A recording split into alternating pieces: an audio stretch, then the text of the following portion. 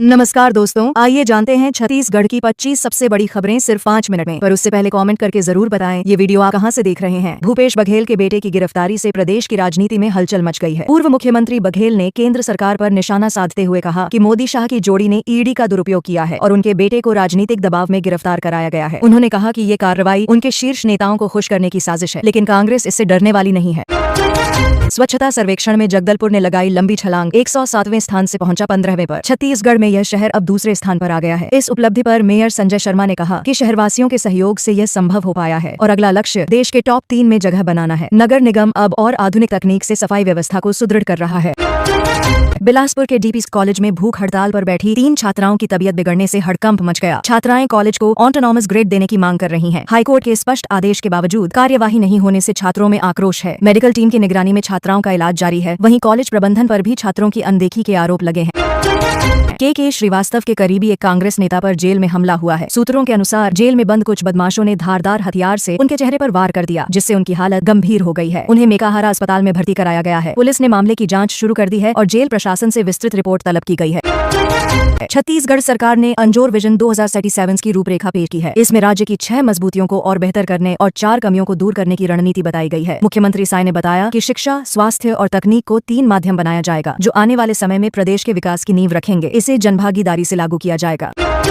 खाद्य विभाग की बड़ी कार्रवाई में 1619 घरेलू गैस सिलेंडर जब्त किए गए हैं। ये सिलेंडर अवैध रूप से व्यावसायिक उपयोग के लिए जमा किए गए थे। विभाग की टीम ने यह छापेमारी कई जगहों पर एक साथ की, जिससे गैस माफिया में हड़कंप मच गया है। अधिकारियों ने बताया कि दोषियों के खिलाफ सख्त कानूनी कार्रवाई की जाएगी।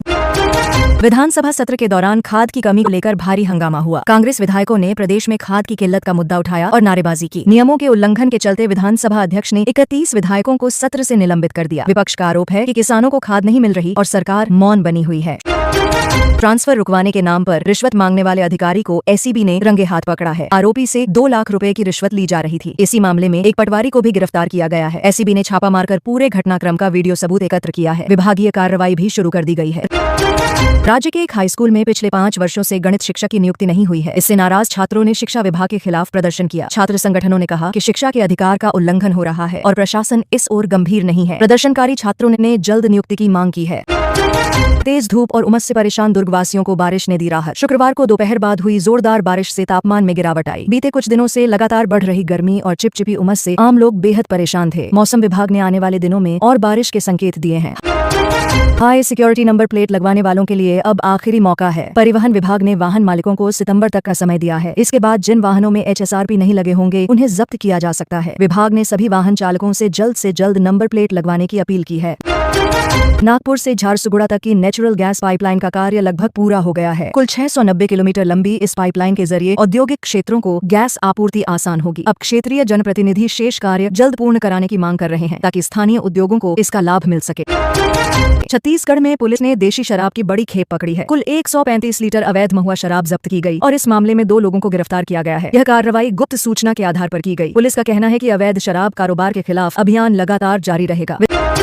विधानसभा सत्र के दौरान भूपेश बघेल ने सरकार से सवाल पूछा कि खरीदी केंद्र से धान कहां गया। जवाब में मंत्री दयालदास ने बताया कि धान संग्रहण केंद्रों में रखा गया है। इस मुद्दे पर कांग्रेस ने आगामी सत्र में ईडी की कार्रवाई को लेकर विरोध जताने की तैयारी कर ली है, जिससे हंगामा और बढ़ सकता है। राजधानी में एक तालाब का सारा पानी अचानक गड्ढे में समा गया, जिससे लोग दंग रह गए। एक दिन पहले तक भरे हुए तालाब में पानी बिल्कुल नहीं बचा। भूवैज्ञानिकों ने इसे सिंकहोल बनने की प्राकृतिक घटना बताया है, जो बारिश के मौसम में जमीन के भीतर की परतें धंसने से होता है। खैरागढ़ के डीईओ पर एक शराबी हेडमास्टर को बचाने का आरोप लगा है। जानकारी के अनुसार आरोपी हेडमास्टर की मेडिकल रिपोर्ट 3 दिन बाद भी नहीं सौंपी गई। कांग्रेस और भाजपा दोनों ने इस मामले में कड़ी कार्रवाई की मांग की है। मामला अब राजनीतिक रंग भी पकड़ता नजर आ रहा है। जशपुर जिले में प्रधानमंत्री आवास योजना ने ग्रामीणों की जिंदगी बदल दी है। यहाँ 74,000 से ज्यादा पक्के घर बन चुके हैं, जिससे लोग सम्मान के साथ जीवन जी रहे हैं। ग्रामीणों ने बताया कि अब वे बारिश और ठंडी से सुरक्षित हैं। प्रशासन की टीम भी लगातार इस योजना की निगरानी कर रही है।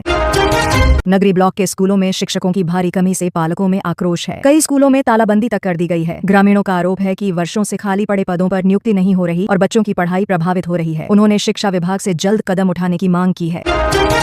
19 जुलाई को गोंदिया और झारसुगुड़ा से चलने वाली मेमू ट्रेन बिलासपुर तक ही सीमित रहेगी। ट्रेन नंबर 6,88,161 और 6,88,62 को इस दिन बिलासपुर और झारसुगुड़ा के बीच रद्द कर दिया गया है। रेलवे ने तकनीकी कारणों का हवाला दिया है और यात्रियों से वैकल्पिक व्यवस्था की अपील की है।